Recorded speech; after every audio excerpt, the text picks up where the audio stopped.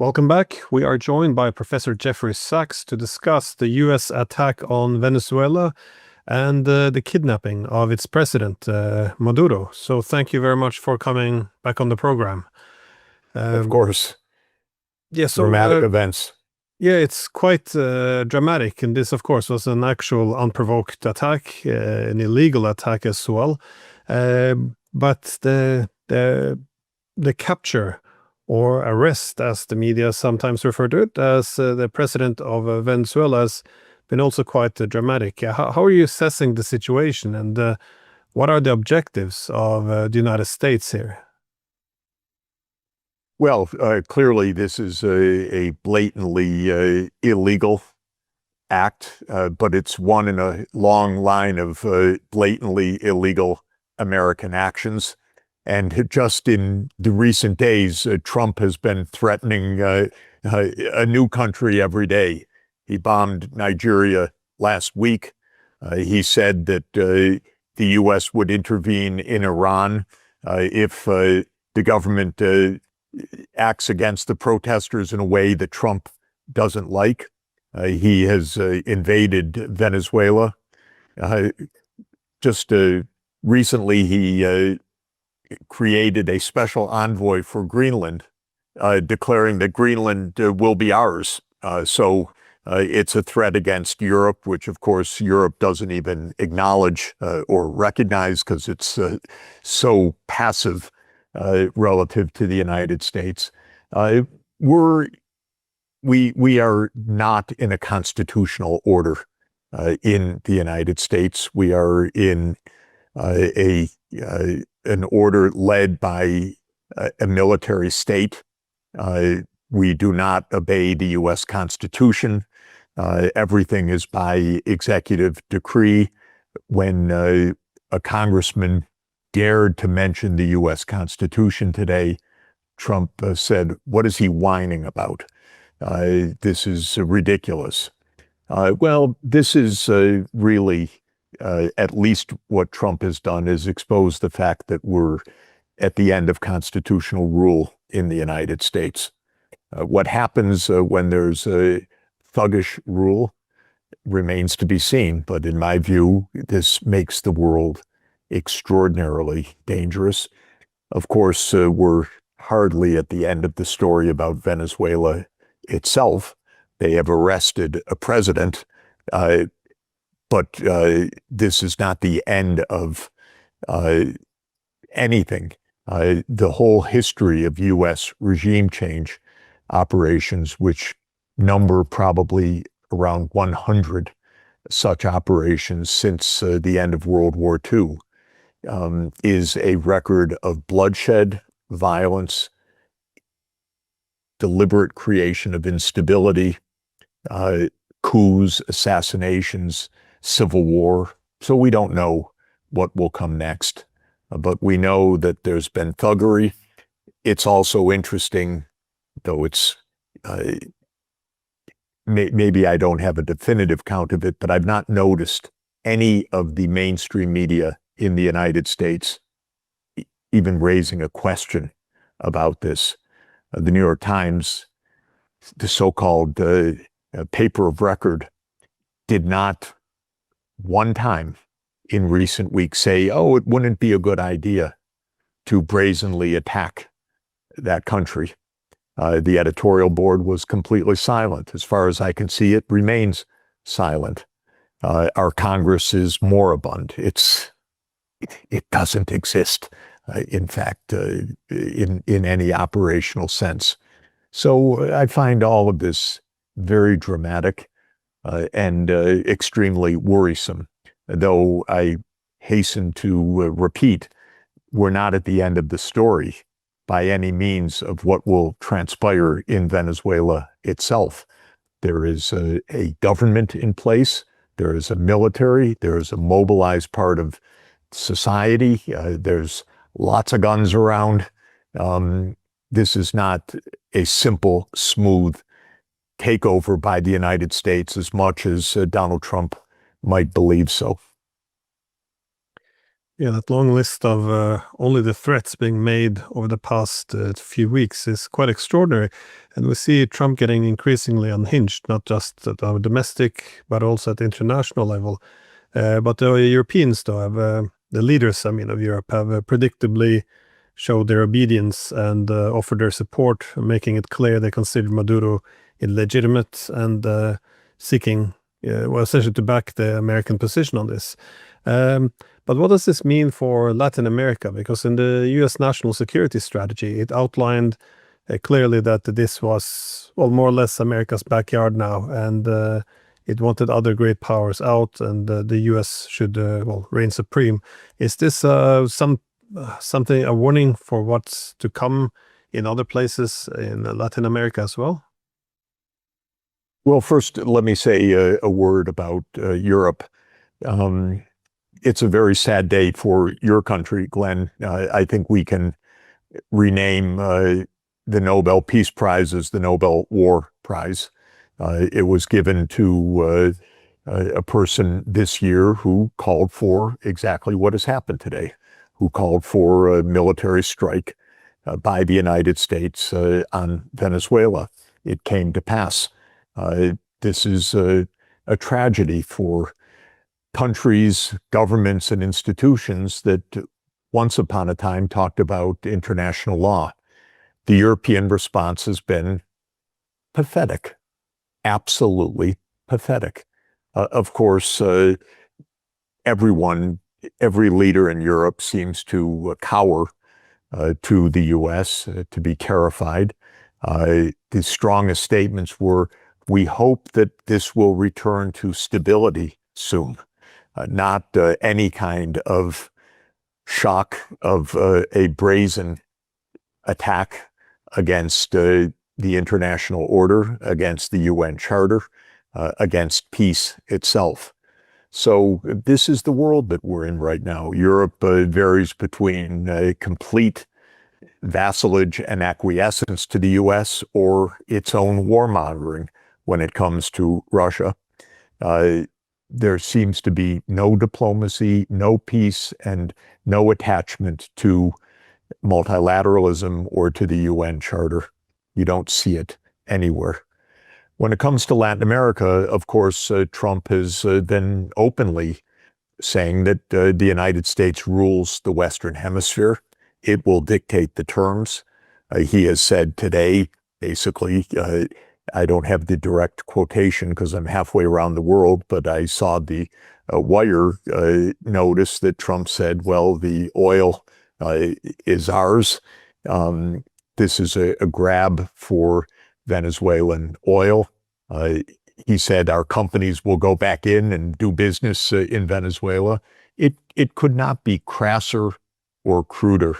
And we've been there before. In this kind of world, we have had a world of sheer imperialism that it was not in any way tempered or bound by international law, and it led to 2 world wars and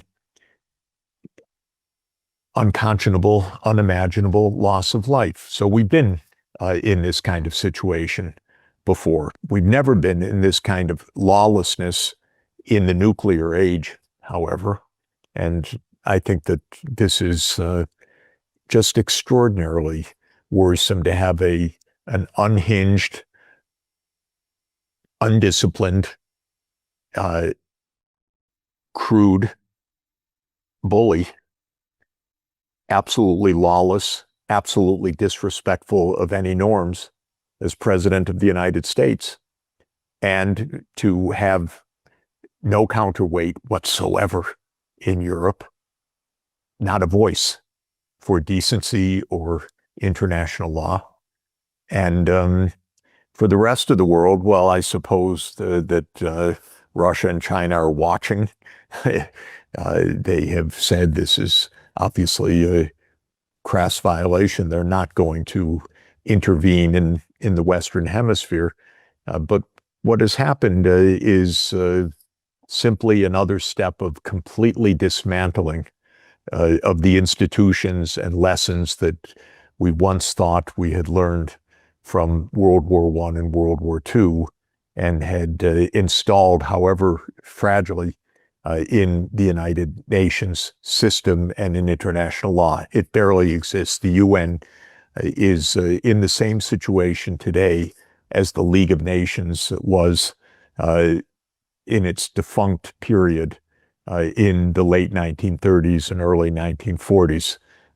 It essentially is useless right now. And I'm sorry to say it because I've been working for and with the UN for 25 years, but the U.S. has disowned it, is trying deliberately to destroy it.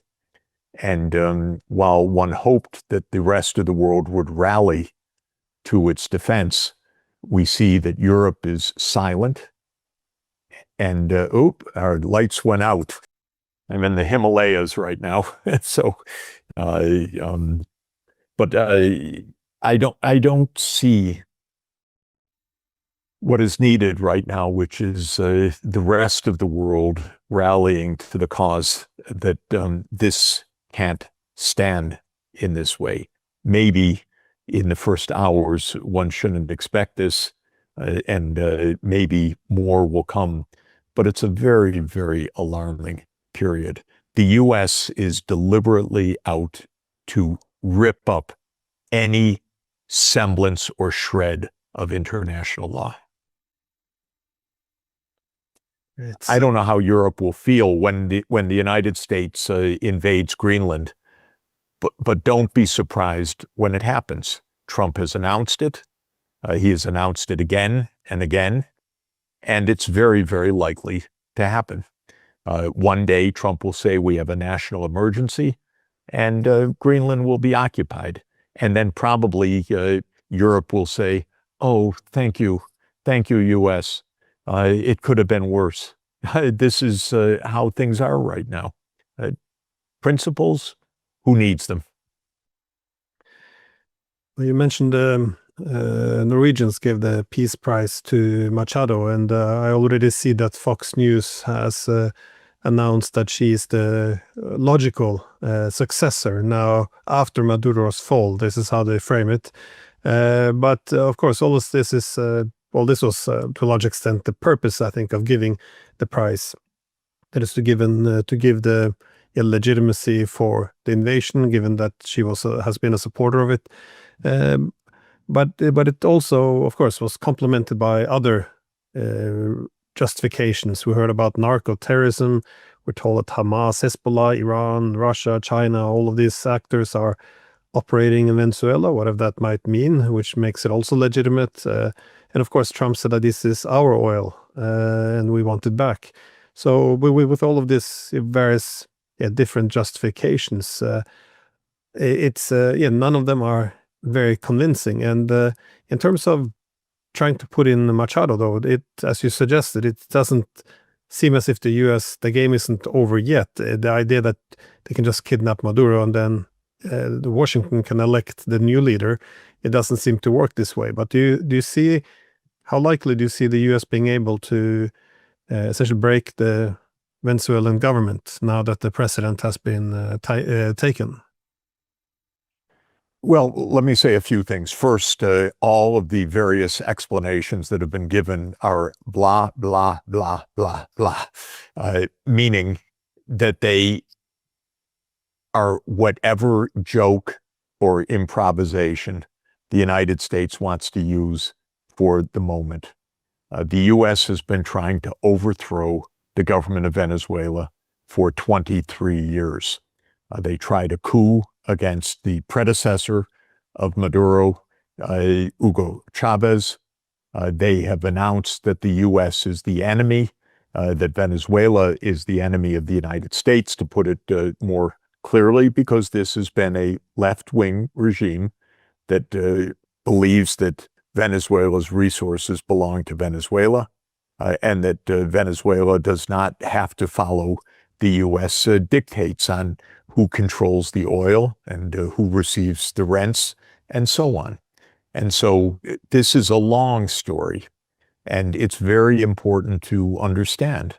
In 2017, in Trump's first year of office, he said to a dinner table of Latin American leaders, why don't I just invade Venezuela? Two of the leaders talked him down from that. I heard from two presidents that were there independently about this dinner. That idea of Trump of invading Venezuela is 8 years in the making. The lead cheerleader of invading Venezuela was Senator Marco Rubio and now Secretary of State Marco Rubio. And there were celebrations in Florida today of Venezuelan expats and others celebrating the U.S. action. What does this mean? This is partly U.S. politics because Florida is a swing state, but it means it's been a long-term project. Whatever is said is just blah, blah, blah. This is a concerted, long-term attempt to bring down the government of Venezuela. I think people would do well to understand how the U.S. foreign policy operates. It operates on a long-term basis and tells whatever lies or stories or narratives it wants to tell at any given moment to keep the long-term narrative. In the case of Ukraine, it was a 30-year project to bring Ukraine into the American military orbit. This goes back to the early 1990s. In the case of Venezuela, it's been a more than 20-year effort. In the case of Syria, where Bashar al-Assad was brought down last year, that was an effort of 13 years by the CIA and the U.S. deep state. These are projects, and trying to overthrow Venezuela, which just happens to have the world's largest reserves of oil in the whole world, larger than Saudi Arabia, though more expensive to produce because it's heavy oil, but still the world's largest reserves. Well, this is a project of the United States. Trump is unusually thuggish. The collapse of the American constitutional order is very far advanced. I would say, if you think about Roman history going from the Roman Republic to the Roman Empire, which is usually dated to 27 BC with Augustus becoming the princeps, I would say we're somewhere into the reign of Tiberius now. In other words, the U.S. stopped being a constitutional order 10, 20, 30 years ago. But we have the trappings of the Senate the same way that the Romans kept the trappings of the Senate. We don't have a constitutional order. We have a president enriching himself and his friends. Nobody says a word. We have a president that rules by executive decree. No one says a word. We have a president going to war against Iran or complicity in Gaza or attacking Venezuela or bombing Nigeria. Nobody says a word. We're into a post-constitutional order in the United States. So this is really our situation. It's quite dramatic. The world should not sit by if it takes any lessons from history. This is an extraordinarily dangerous period. The reason we created international law, the International Court of Justice, was not for the U.S. to sanction it and threaten it and bludgeon it. It was to avoid global annihilation in a third world war, but that one in the nuclear age. We're getting closer to that every moment when we rip up the UN Charter. When they gave the Peace Prize to Machado, it made some sense because for the past 30 years we've been saying that peace depends on democracy, and democracy is delivered by military force. So essentially war is peace. This is kind of the logic for the past 30 years. But you see now in the media some repetition of this. That is, all the media outlets they don't discuss the legality of what the United States has done, but they refer to Maduro as a dictator and suggesting, well, now there might be freedom. So they do what they can to make this seem legitimate. And of course, the EU frames this as standing with the Venezuelan people against their president. But as you said before, Trump has also threatened now to help the people of Iran if they are, if the protesters are, shot or arrested by their government. So, while legitimizing it might work across the Western world, the world is looking very different now. I'm not saying that countries like China or Russia would go to war with the United States. I don't think under any circumstances they're considering anything of the sort. But what are the wider ramifications here now? Because if you're sitting in Iran and other countries, you must be aware that all rule of law is now essentially gone. And it does feel the US has gone rogue. Again, when we started speaking, it went through a very solid list of only the things the Trump administration has done over the past few weeks. So what do you think are the wider ramifications beyond, of course, the sufferings in Venezuela? Well, the first thing I would say, by the way, is that the idea that democracy is peace is a fairy tale that was disproved 2,300 years ago and countless times since then. Athens was the democracy of its day, and it was utterly imperialistic, making war, destroying other city-states. It finally ended up, in a way, committing its own suicide by an extravagant adventure to conquer Syracusa, a city-state in Sicily, which then, when it failed, left it exposed to a final defeat by Sparta in 404 BC.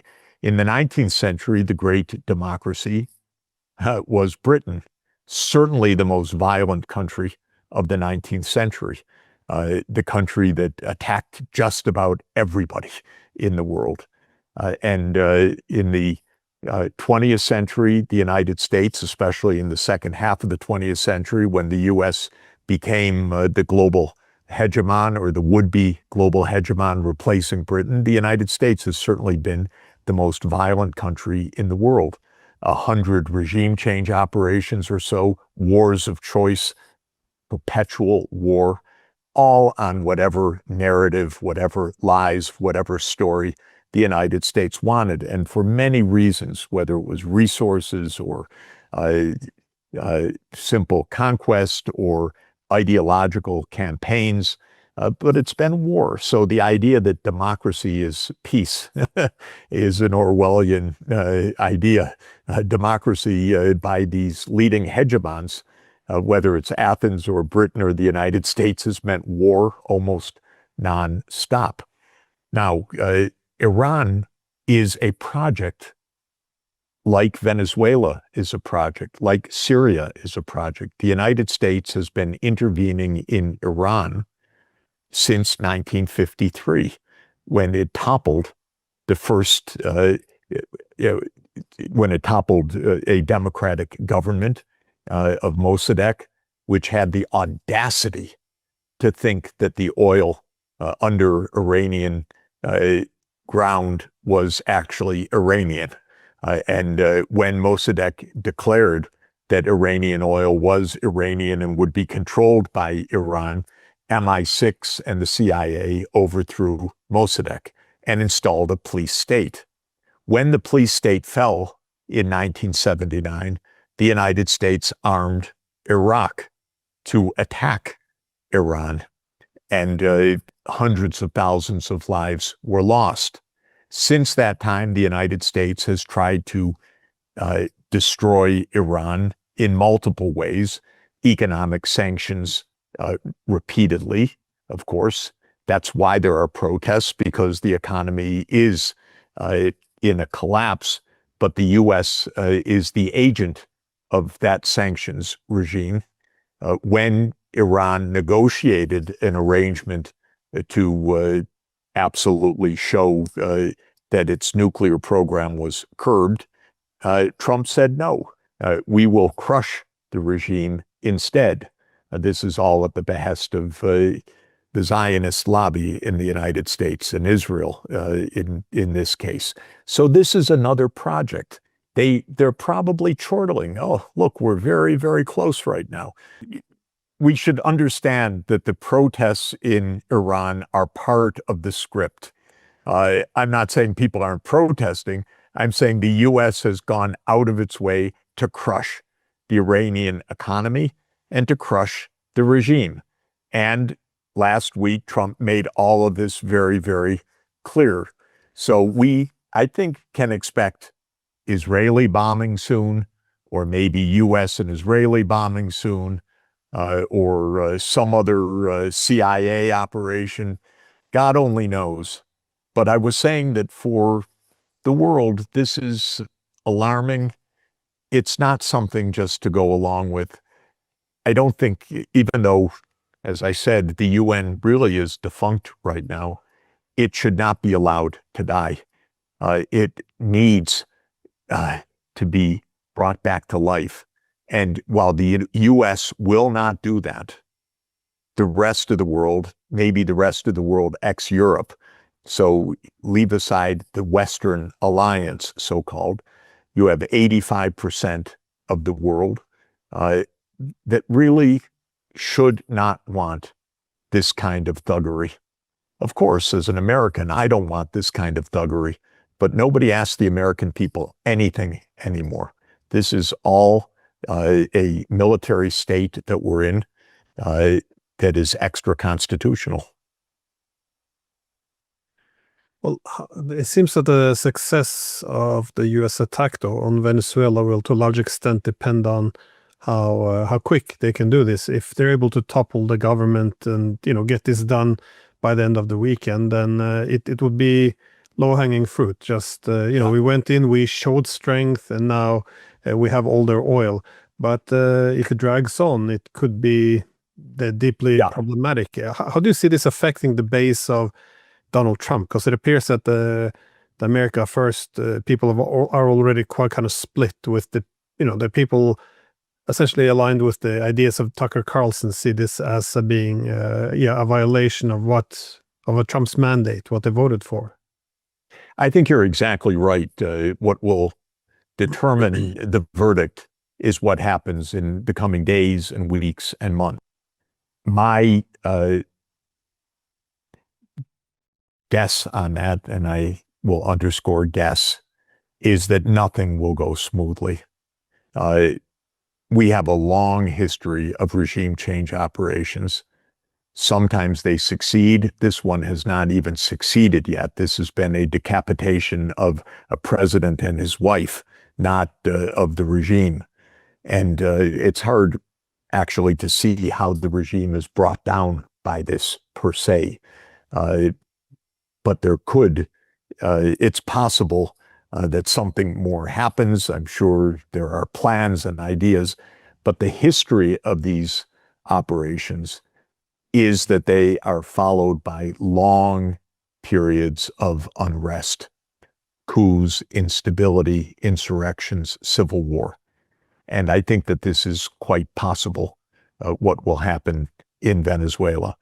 There's a very good book that everyone who wants to understand American foreign policy should read called Covert Regime Change by Lindsay O'Rourke, who was a PhD student of John Mearsheimer and wrote her dissertation on the 64 covert regime change operations that took place between 1947 and 1989.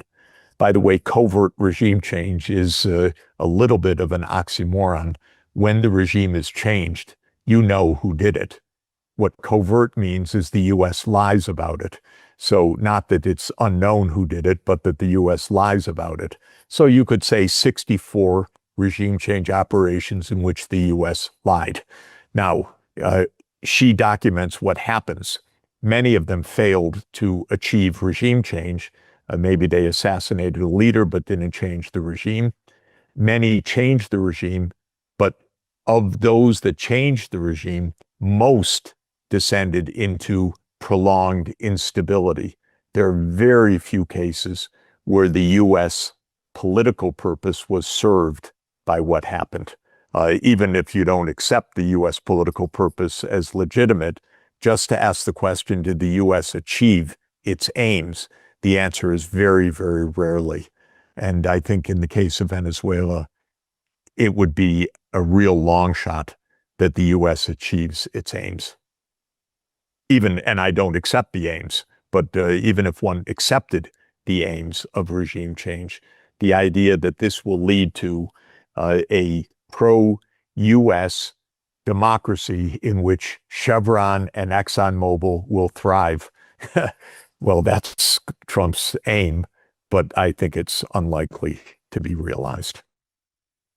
I can't help but to think that part of the problem here is that the U.S. can't really compete with China anymore. And when the new U.S. national security strategy seeks essentially to restore this new imperialist version of the Monroe Doctrine, it's clearly aimed at China. They're concerned that China is the main trading partner of most, if not all, of Latin America. So how do you expect the reaction from different world leaders to be? I know the Chinese and the Russians especially have sent out very strong condemnation, but do you see this moving in a dangerous direction? Well, it certainly moves in a dangerous direction anytime there is a violent attack by the United States against another country. It can have many profound ricochet effects. So this is, of course, dangerous. I don't think that Russia or China, as you rightly said, will directly intervene or challenge the United States on this militarily, though I think that they will strongly condemn this from the point of view of the UN Charter.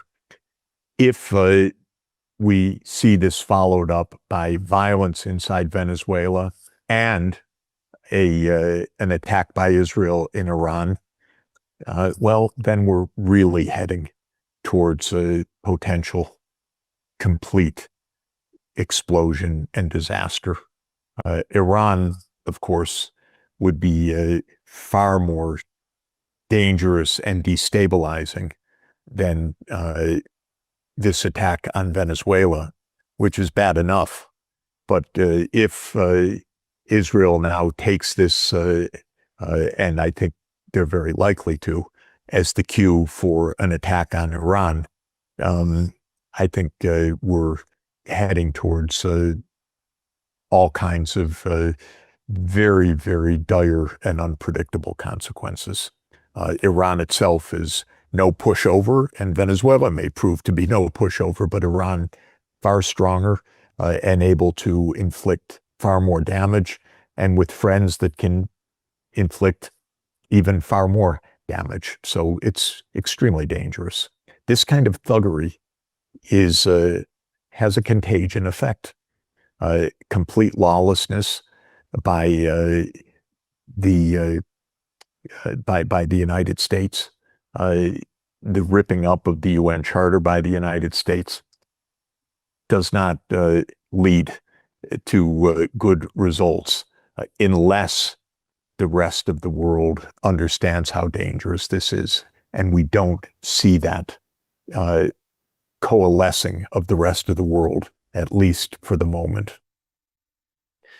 Yeah, I see that a prominent European leader just recently tweeted now that they're worried about the narrative because when Washington says that stolen oil must be returned, this is it's too similar to what Caracas is saying. So more or less what seems to bother the European leaders is that Trump isn't following the script. Just say, democracy, freedom, and then for some, then it will become legitimate. But by referencing oil, it will not be.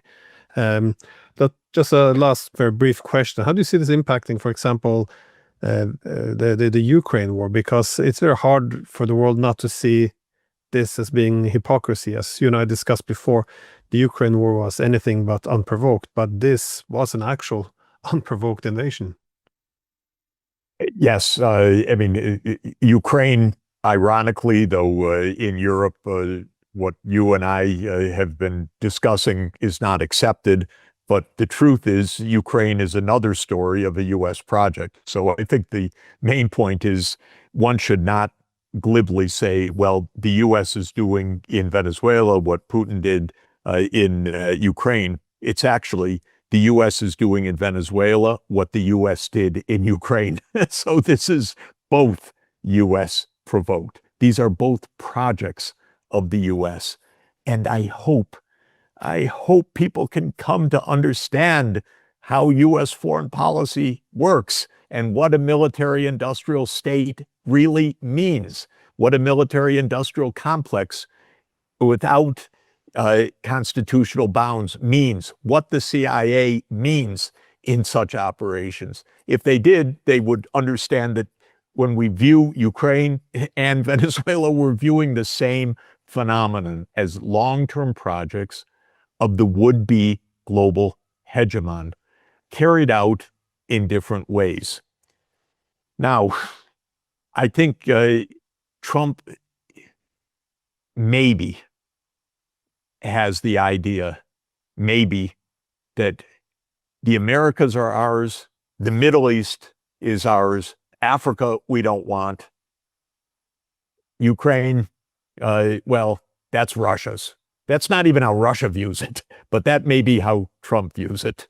And it may be, okay, I'm going to do what I want in the places that I want, which are the Middle East and in the Americas, and I'm going to get away with it. I'm going to have my way. And if others do whatever they want to do, that's okay with me. In other words, lawlessness everywhere. That is probably Trump's interpretation. It doesn't bode well for any kind of sensible, true peace in this world, but it could be the way that Trump views this issue. Well, thank you so much for taking the time, and I assume that once this war comes to an end, Trump will have the audacity to claim that he ended the war as part of his big list. Indeed, he did the same after attacking Iran. He took credit for ending that war. After financing the genocide in Gaza, he took credit for ending this as well. He says trying to be a mediator in Ukraine, even though this is largely a U.S. war as well. So I think we're seeing a pattern here of the Trump the peacemaker. So thank you very much again for taking the time. Glenn, great to be with you. Thanks so much. 大家好，我是主播周玉琴。很多的朋友告诉我们，太阳星全效克菲尔益生菌帮助了睡眠品质。原版的太阳星全效克菲尔益生菌，它添加有超级食物羽衣甘蓝，健康再加分。而有睡眠困扰的朋友们，赶快选择蓝色包装这一款晚安加强版，绝对是更有感。每日克菲尔，时刻美好 ，Good Feel Good。请上快点购为健康下单，而且要记得输入推荐代码，有额外的折扣优惠。太阳星全效克菲尔益生菌基础版、晚安加强版，新包装改版，内容不变，抽取更方便。要吃就吃最好的。